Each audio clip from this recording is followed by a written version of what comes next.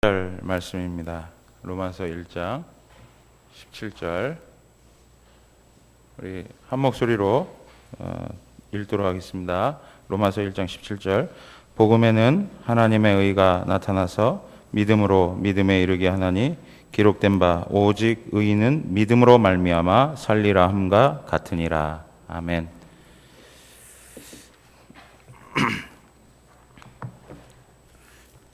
저희가 오늘은 21주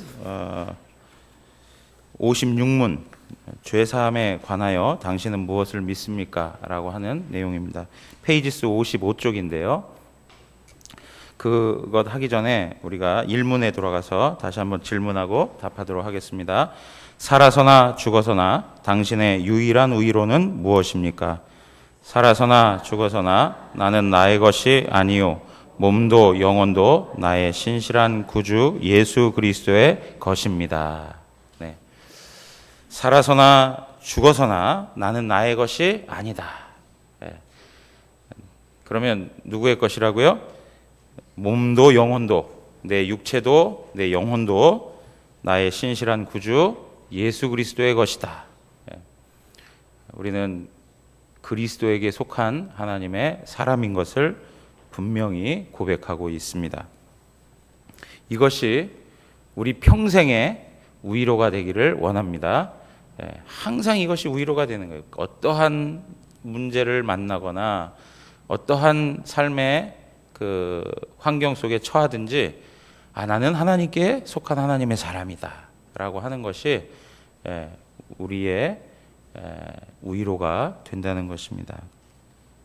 자, 지난번에 말씀드려서 54, 55, 56문에 걸쳐서 그 거룩한 교회, 거룩한 공교회, 그리고 성도의 교제라고 하는 내용을 살펴보았습니다.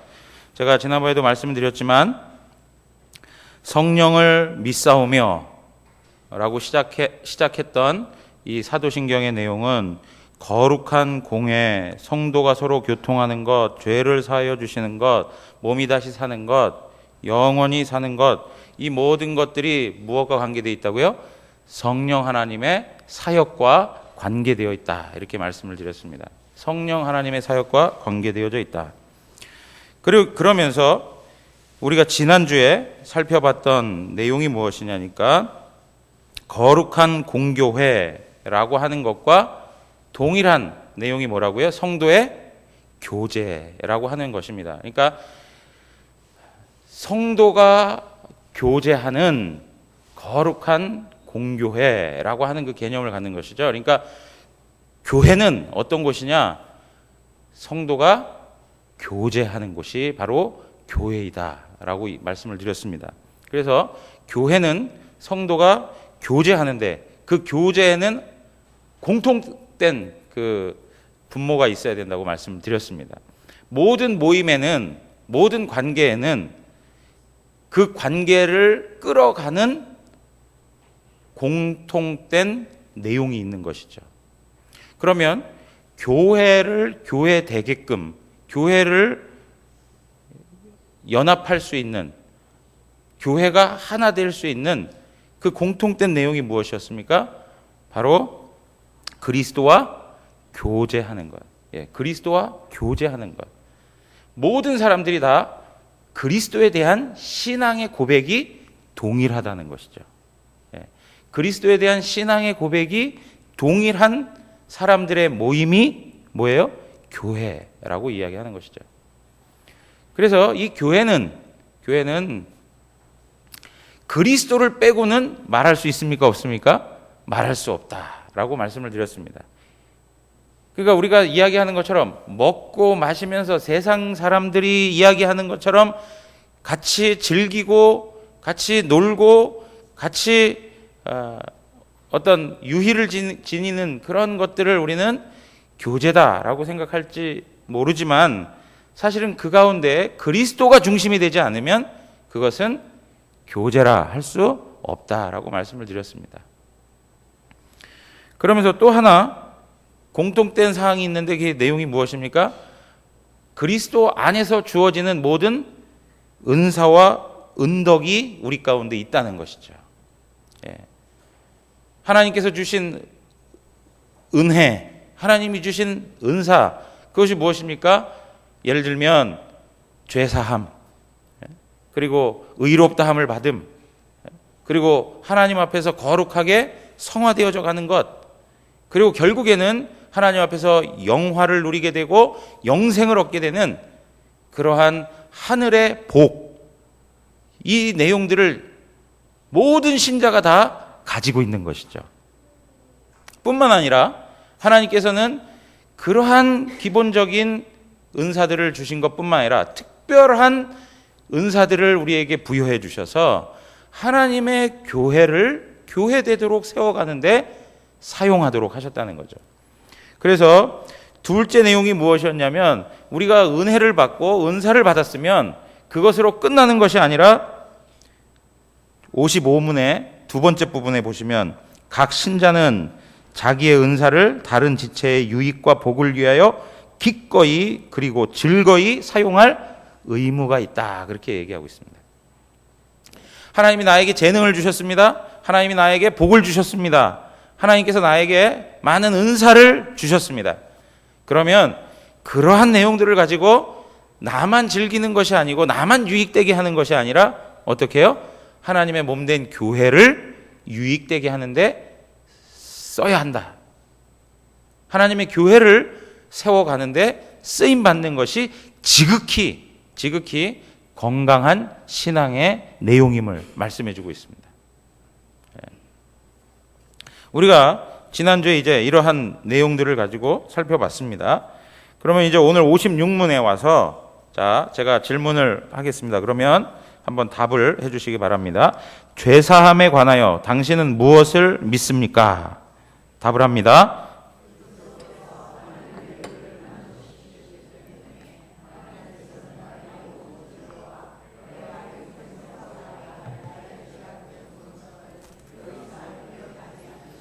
네, 거기 보십시오. 그리스도께서 하나님의 의를 만족시키셨기 때문에 그렇게 표현하고 있습니다.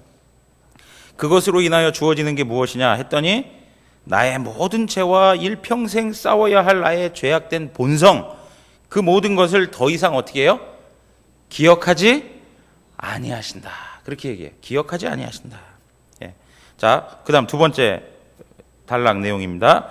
오히려 하나님께서는 은혜로 그리스도의 의를 나에게 선물로 주셔서 결코 정죄함에 이르지 않게 하십니다. 나의 죄를 기억하지 아니하실 뿐 아니라 더 나아가서 그리스도의 의를 나에게 뭐예요? 선물로 주셨다, 그렇게 얘기해요. 이걸 우리는 그리스도의 의의 전가, 이렇게 표현합니다. 그리스도의 의의 전가, 그리스도의 의로움을, 그리스도의 의를 우리에게 전가시켜 주셨다. 예. 그래서 우리로 하여금 그 하나님의 선물로서 결코 정죄함에 이르지 아니한, 예. 정죄함에 이른다는 건 뭡니까? 죄인으로서 하나님의 심판에 이르게 된다는 것이죠. 그런데 그러한 일이 없도록 우리를 하나님께서 붙드시고 책임지시고 우리에게 그러한 부요한 은혜를 베푸셨음을 말씀해 주고 있습니다. 자, 그러면 우리가 하나씩 좀 이 내용과 관련돼서 살펴보도록 하겠는데요. 자, 여러분, 그러면 우리가 생각할 때 죄가 무엇이냐라고 하는 거예요. 죄가 무엇이냐? 예. 죄가 무엇인가라고 물으면 오늘날은 많은 사람들이 다 죄에 대한 생각들이 너무나도 달라요. 나에게 있어서는 죄가 되는데 다른 사람에게 있어서는 죄가 됩니까? 안 됩니까? 안 되는 경우들이 많아요. 그러니까 그러한 예는 뭐냐면 결국에는 죄라고 하는 것을 인간 관계 안에 형성된 문제로만 보기 때문에 그래요. 죄라고 하는 문제를 철저히 상대적으로 만드는 내용 중에 하나가 뭐냐면 사람들 안에서 이루어지는 일들이라고 생각하고 있기 때문에 그렇다.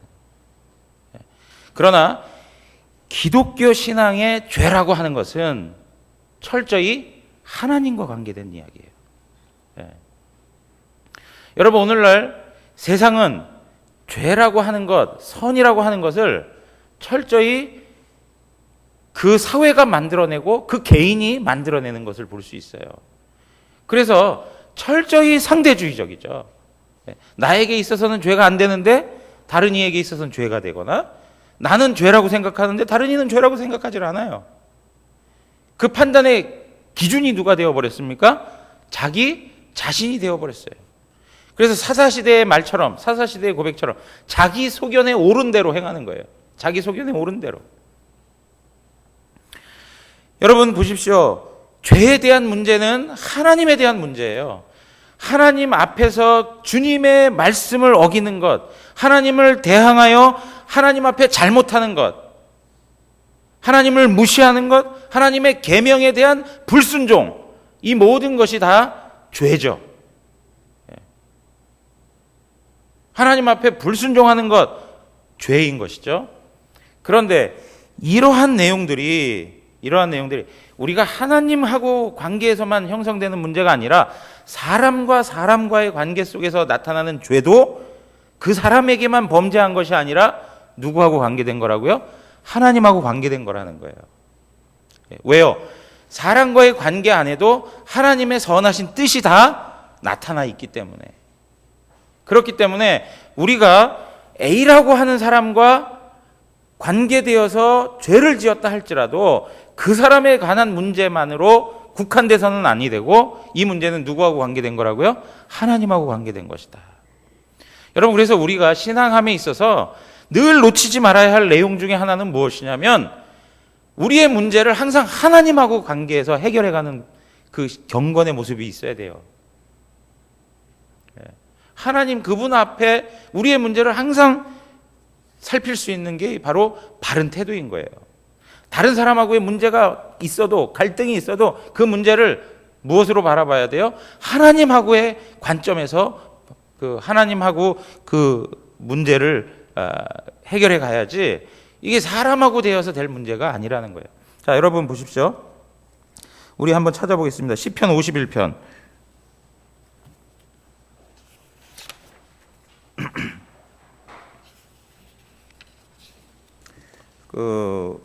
우리 책에는 안 나오고요. 성경을 찾아야 될 것 같습니다.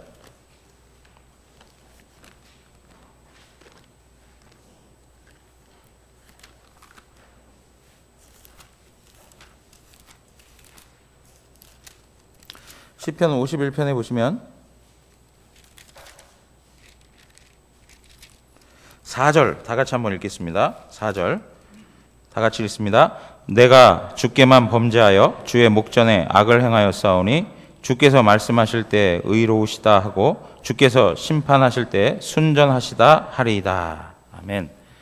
여러분, 여기 다윗이 고백하는 내용입니다. 다윗이 범죄한 것이 무엇입니까? 우리야를 속이고 우리야를 죽이게 한 사건, 그죠? 밧세바를 범하고 그 일을 은폐하기 위해서 우리야를 속이고, 그리고 또 그를 전장 맨 앞에 내보내서 전사하게 만들어 그로하여금 죽임을 당하도록 하죠. 그러면 잘 보십시오. 다윗이 죄를 지었다면 누구에게 죄를 지은 겁니까? 우리가 생각할 때는 우리야 혹은 밧세바에게 죄를 지은 거예요. 그죠? 그런데 다윗은 뭐라고 얘기하고 있습니까? 내가 주께만 범죄하여, 그러면서 고백을 하고 있어요. 그러니까 이 다윗의 고백이 나는 그러면 밧세바나 우리아한테는 죄를 짓지 않았다, 이 얘기를 하는 게 아니고, 자기는 밧세바나 우리아에게 있어서 정말 잘못한 죄인이지만 더 근본적인 문제는 무엇이냐면 하나님 앞에 범죄했다는 거예요. 하나님 앞에 범죄했다. 사랑하는 성도 여러분, 우리가 신앙생활 하는 데 있어서 그냥 일반적인 삶의 과정들을 거쳐가면서 그거 하나하나를 하나님 앞에서 살피시고 하나님 앞에서 은혜를 구하는 방식들이 있어야 된다는 거예요. 우리가 사람들하고의 관계에서 죄를 지었다든가 어떤 문제가 발생했다든가 하는 것은 하나님하고의 관계도 있다는 것을 우리가 놓치지 말아야 된다는 것이죠. 자, 여러분, 이러한 죄에 대해서 하나님께서 어떻게 하십니까? 하나님은 심판하시는 하나님이시죠. 그죠? 죄를 내버려 두지 아니하십니다. 죄를 반드시 심판하시는 하나님이십니다. 이사야가 뭐라고 고백합니까? 이사야 6장에서 가서 보시면 거룩하다, 거룩하다 이렇게 하지 않습니까? 그죠? 그러놓고 뭐라고 얘기하냐면 화로다, 내가 망하게 되었다 그래요. 예. 자기의 입술이 부정한데 자기의 부정한 자로서 하나님을 보게 되었다. 그러므로 자기는 망하게 되었다 그래요. 죄를 가지고는 하나님 앞에 설 수 있는 인생이 없는 것이죠. 죄를 인하여서는 하나님 앞에 심판받을 수밖에 없다는 거예요. 자, 그런데요, 오늘 여기서 지금 우리가 살펴보고 있는 것처럼 죄 사함에 관한 문제를 뭐하고 연결시키냐면 교회하고 연결시키는 거예요. 지금 거룩한 공회를 이야기하고 성도의 교제를 이게 다 교회에 대한 이야기 아닙니까? 그러면 이 교회에 대한 이야기와 죄 사함을 같이 연결해서 하이델베르그 요리문답을 작성한 이 우리의 선배들은 교회와 죄 사함을 연관시키고 있는 것을 볼 수 있어요. 왜 교회와 죄 사함을 연결시키느냐? 교회는 죄 사함을 받은 사람들이 모인 곳이기 때문에 그렇습니다. 교회는 죄 사함의 은혜가 무엇인지 아는 사람들이 모인 곳이 바로 교회이기 때문에 그런 거예요.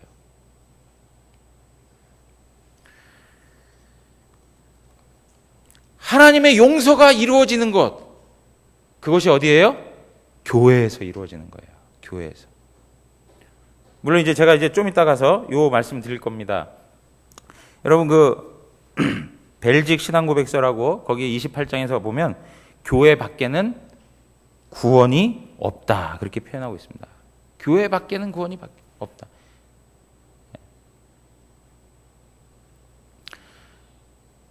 여러분, 그래서 어떤 부분에 이제 교회에서 죄사함이 주어진다라고 이야기하면 마치 교회가 죄를 사해주는 권한을 가지고 있는 것처럼 들릴지 모르는데 그 얘기는 이제 좀 이따 한번 다시 말씀을 통해서 살펴보도록 하겠습니다. 자, 그러면 오늘 이러한 죄에 대한 이 문제를 이야기하면서 죄사함이 뭐냐라고 하는 거예요. 죄사함. 죄사함이라고 하는 말은 지금도 말씀드렸지만 죄에 대한 하나님의 형벌을, 그것을 예수 그리스도의 보상으로 우리가 벌을 받지 아니하는 것이죠. 그 하나님의 형벌에서 사함을 받는 것이죠. 그 하나님의 진노, 하나님의 심판에서 벗어나는 것이 바로 죄사함이죠. 무엇 때문에요? 그리스도의 공로와 보상으로.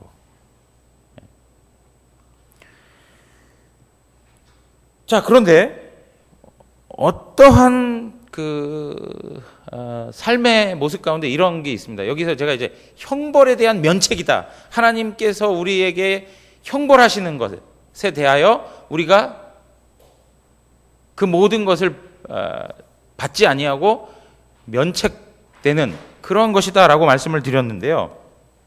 이러한 부분에서 형벌을 받는 것과 징계를 받는 것에 차이가 있습니다. 여러분, 우리가 죄사함을 받았지 않습니까? 그죠? 여러분 믿으십니까? 예, 죄사함 받고 살아가는데 살아가는 동안 어려운 일들이 있습니까? 없습니까? 하나님께서 때에 따라서는 징계하시고 징벌하실 때가 있습니까? 없습니까? 있습니다. 그러니까 하나님이 내가 구원받고도 하나님께서 나를 징계하시고 징벌하시는 그러한 내용과 지금 이야기하는 이 형벌과 무슨 차이가 있느냐라고 하는 거예요. 형벌의 심판이라고 하는 말은 하나님께서 완전히 원수들을 향하여 복수하실 때 쓰는 표현이에요. 하나님이 원수들을 향하여 복수하실 때. 그래서 이 결과는 무엇이냐면 그 원수들을 완전히 멸하는 거예요. 그게 하나님의 형벌이에요. 형벌. 하나님이 형벌을 가신다라고 할 때는 그 원수를 완전히 멸하기 위한 하나님의 일하심이에요. 그러나 징계의 심판이라고 하는 것은 하나님의 자녀들에 대하여 그 자녀들이 더욱더 하나님 앞에 거룩해지고 하나님 앞에서 더 성숙하고 하나님의 뜻을 따라 바르게 세워져 갈 수 있도록 그 영혼 가운데 있는 죄의 찌꺼기들을 완전히 빼내기 위한 하나님의 벌주심이죠. 이것은 그 영혼이 완전히 망하도록 하기 위함입니까? 아니죠. 오히려 어떻게 해요? 그로 하여금 하나님 앞에 더 신실한 하나님의 자녀로 세워지도록 하기 위한 유익을 제공해주는 하나님의 일하심인 것입니다.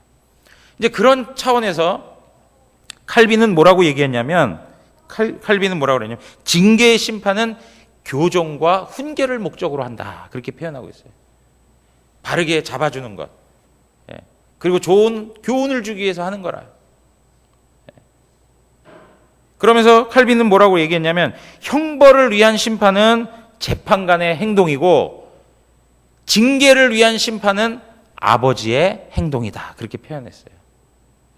하나님 아버지가 그 자녀들이 바르게 되기 위하여 허락하시는 징계를 말하는 것이죠.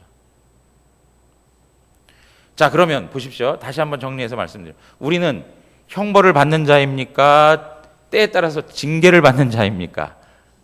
징계를 받는 자. 우리에게는 형벌은 받지 않는 하나님의 은혜가 우리에게 주어졌다는 것입니다. 이것이 바로 은혜라 이렇게 고백하는 것이죠. 자, 여러분 보십시오. 그러면 오늘 본문의 말씀을 좀 보시면, 그러면 이 죄사함을 누가 베푸시는가라고 할 때, 제가 이제 좀 전에 말씀드렸던 이야기처럼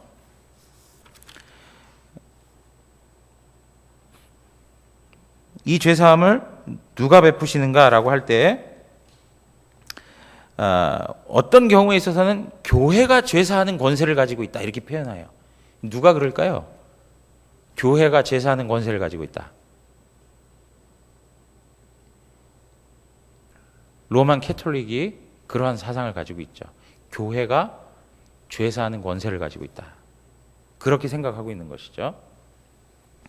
자, 우리 마태복음 18장으로 가서 한번 보겠습니다. 성경을 찾아보셔야 될 것 같습니다.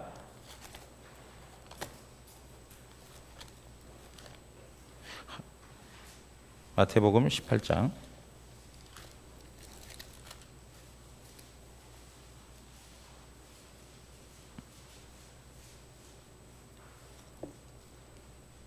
(18장) 18절 다 같이 읽겠습니다. 18장 18절. 진실로 너희에게 이르노니 무엇이든지 너희가 땅에서 매면 하늘에서도 매일 것이요 무엇이든지 땅에서 풀면 하늘에서도 풀리리라. 너희가 매고 풀고 하는 그런 권세가 있는 것처럼 이렇게 설명하는 것이죠. 자, 그 다음에 요한복음 20장으로 가서 한번 보겠습니다.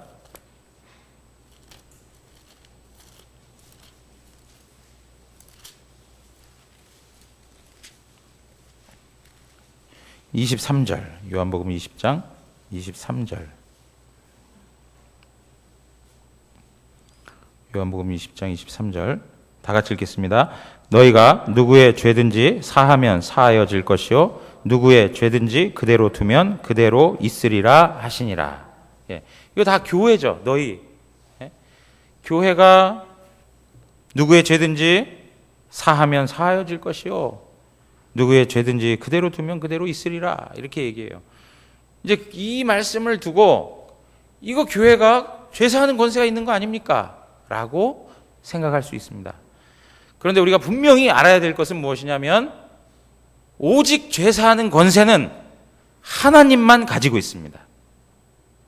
하나님 그분만 죄를 사하는 권세를 가지고 있습니다. 그러면 이건 무엇이냐? 하나님께서 교회에 그 권세를 위임해 주시는 것이죠. 여러분, 양도와 우임의 개념을 우리가 잘 알아야 돼요. 하나님이 그 권세를 양도해 주신 것이 아니라 하나님께서 그 권세를 우임해 주셨다는 거예요. 그러니까 최종적인 권위자는 누구세요? 하나님 그분이시다라고 하는 것입니다. 하나님 그분이시다. 죄를 사할 수 있는 권세는 오직 하나님밖에 없어요. 그래서 유대인들도 뭐라고 합니까? 예수님께서 내 죄사함을 받았느니라. 그러니까 네가 뭔데 신성모독죄다 이거. 하나님만이 죄를 사할 수 있는데, 물론 그 본문을 통해서 예수님은 내가 하나님이다 라고 하는 것을 드러내는 것이지만 유대인들은 그런 의식을 가지고 있는 것이죠. 하나님만이 죄를 사한다. 그러므로 교회는 하나님의 죄를, 하나님께서 사하시는 죄를 선언해주는 그러한 기능을 하는 것이죠. 선포해주는 기능을 하는 것이죠. 그런데 우리가 한 가지 잘 이해하셔야 될 게 뭐냐면, 하나님이 용서해 주신 것을 우리가 후에 선언하는 것도 있을 수 있지만, 중요한 개념은 뭐냐면 하나님께서 교회가 선포하는 걸 통해서 하나님의 용서를 표현해 주시는 거예요. 하나님의 용서와 하나님의 그 죄 사함의 선포를 동시에 일어나게 하신다는 것이죠. 그래서 하나님께서는 죄 사함의 선언을 이용하셔서 하나님의 용서를 드러내 주신다는 것을 우리는 기억해야 하는 것입니다.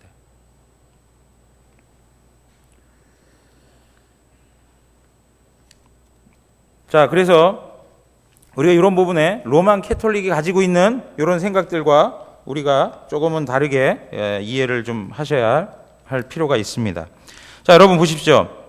그러면 누구 덕에 우리가 용서받는가라고 하는 생각을 할 수 있습니다. 무엇 때문에 우리가 용서를 받는 것인가?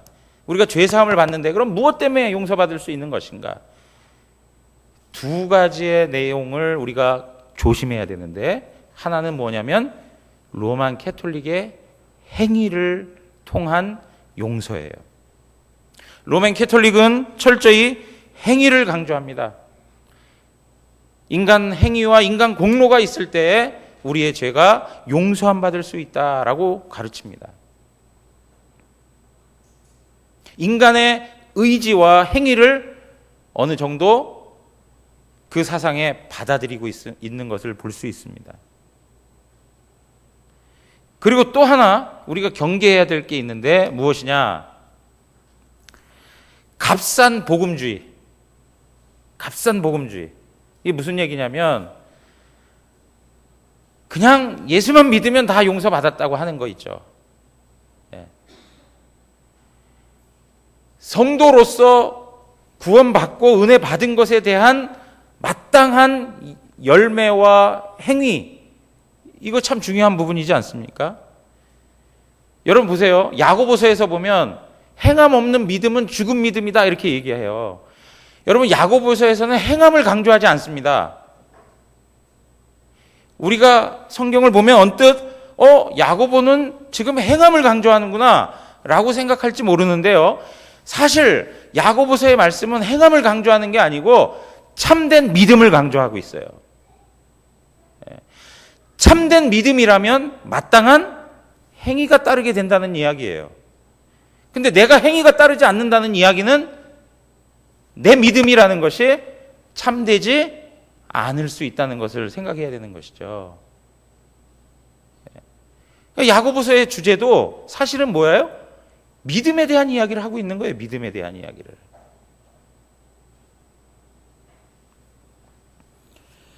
여러분, 이러한 내용에 있어서 정말 값싼 복음주의적 태도는 우리 안에 아주 깊이 들어와 있습니다.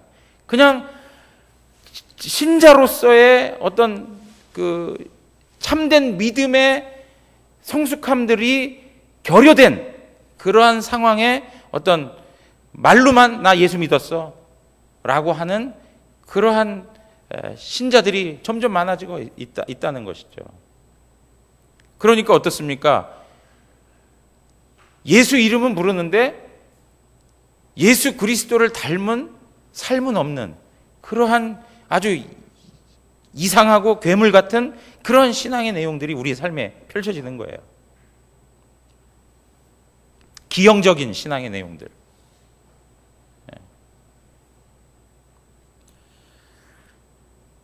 그러므로 우리가 이러한 내용에 있어서 두 가지의 내용들을 경계하면서 가져야 할 태도는 무엇이냐면, 결국에는 우리가 죄사함 받을 수 있는 근거는 하나님의 긍휼과 하나님의 사랑 가운데에서 예수 그리스도께서 우리를 위하여 간구하시고 우리를 위하여 십자가에서 보여주신 대속의 은혜, 그것으로 우리가 구원받았다는 것이죠.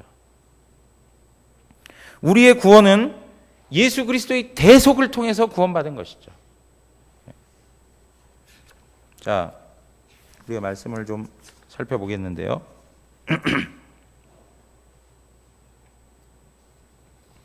로마서 58쪽에 보면 로마서 3장 23절에서 24절, 스크린에도 있을 겁니다.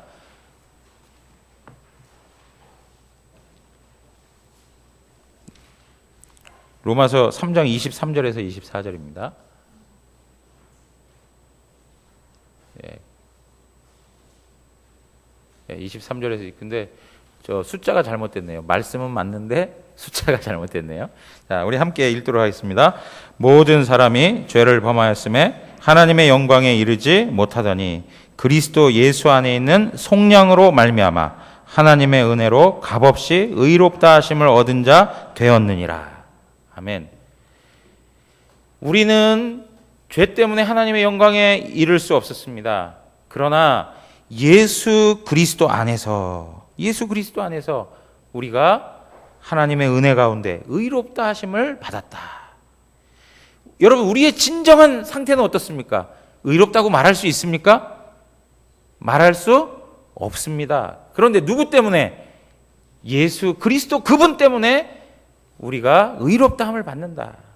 우리가 받아야 할 형벌을 누가요? 예수님이 받으신 것이고, 하나님 앞에서 우리가 감당해야 할 율법적 요구를 예수 그리스도께서 완전히 순종하신 것이죠.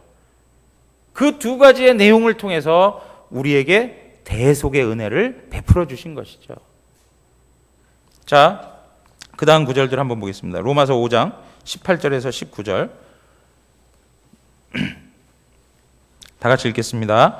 그런즉 한 범죄로 많은 사람이 정죄에 이른 것 같이 한 의로운 행위로 말미암아 많은 사람이 의롭다 하심을 받아 생명에 이르렀느니라. 한 사람이 순종하지 아니함으로 많은 사람이 죄인 된 것 같이 한 사람이 순종하심으로 많은 사람이 의인이 되리라. 아멘. 여러분, 이러한 부분에서 예수 그리스도 그분의 대속, 그분의 죽으심, 오늘 심집사님도 기도하시면서 하나님 은혜, 그죠? 우리는 늘 불충하고 하나님 앞에서 늘 죄인인데 그 하나님의 은혜, 내가 뭐라고 하나님의 아들 되신 예수 그리스도, 죄 없으신 그분을 십자가의 죄인으로 정죄하시고 그 가운데서 세상의 모든 고난과 고통을 다 당케 하시며 하나님의 영원한 진노를 담당하게 하셨는가? 왜 그렇죠? 나같이 죄인 된 이 부족한 영혼을 구원하시기 위해서. 그것이 은혜인 것이죠. 그것이 마음에 늘 하나님 앞에 감사로 남아있는 것이죠.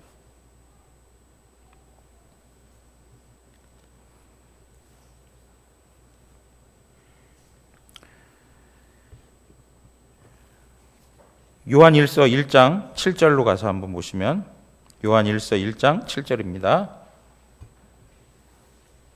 우리 다 같이 한번 읽겠습니다. 그가 빛 가운데 계신 것 같이 우리도 빛 가운데 행하면 우리가 서로 사귐이 있고 그 아들 예수의 피가 우리를 모든 죄에서 깨끗하게 하실 것이요. 그 아들 예수의 피가 우리를 깨끗하게 하실 것이요. 믿으십니까? 예수의 피, 그 존귀한 피, 그것으로 우리의 심령이 깨끗함을 받는다.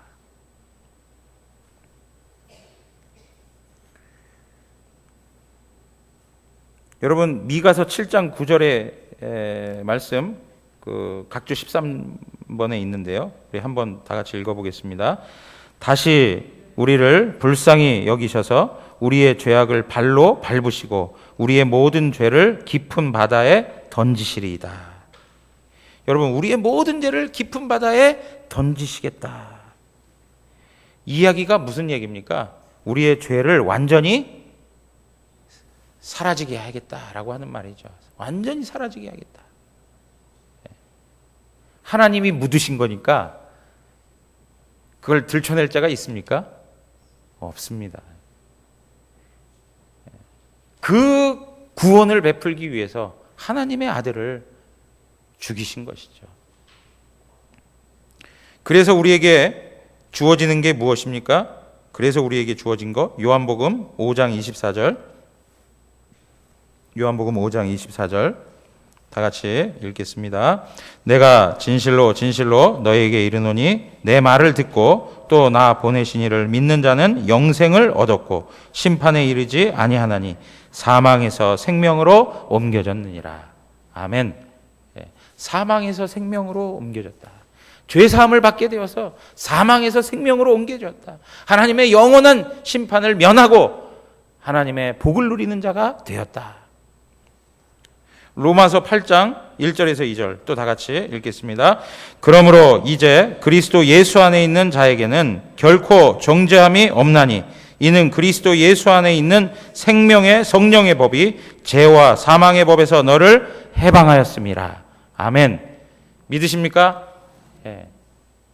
우리가 과거에 지었던 죄, 오늘 지었던 죄, 앞으로도 지을 죄에 대하여서 예수 그리스도께서 완전히 대속의 은혜로 그 모든 것을 사해 주셨다. 그리고 나서 예수님께서 십자가에서 뭐라고 하십니까? 다 이루었다. 다 이루었다.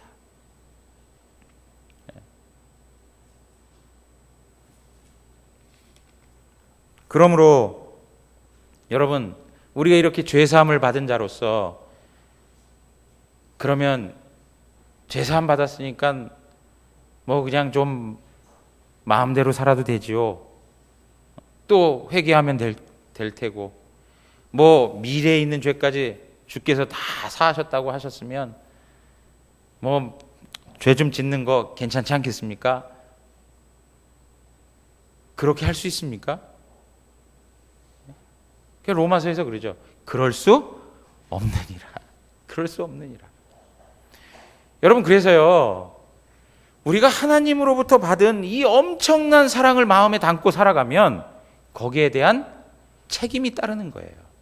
하나님께서 우리 모든 연약한 죄된 인생들을 구원하여 주셔서 부요함에 우리를 세우셨다면 그 부요함을 가진 자로서의 책임이 따르는 거예요. 책임이.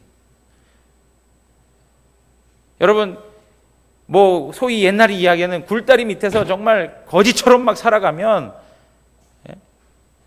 아무렇게나 살아도 되겠죠. 그런데 한 사람이 양자 삼아가지고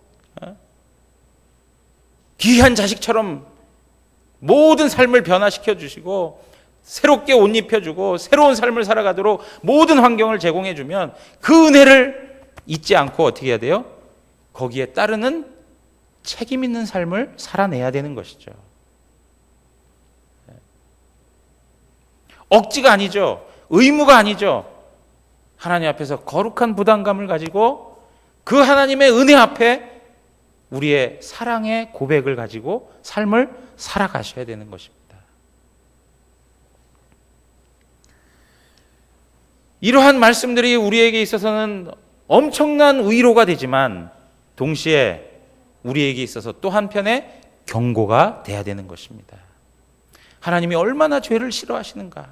하나님께서 이 죄 문제를 해결하기 위해서 이렇게 값비싼 대가를 치르셔야만 했는가라고 하는 것을 생각하면서 우리가 죄에 거할 수 없는 것이죠.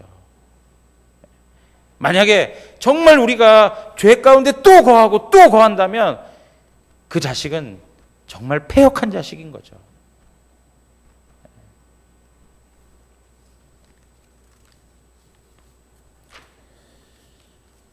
사랑하는 성도 여러분, 죄사함은 오직 믿음으로 받는 것입니다.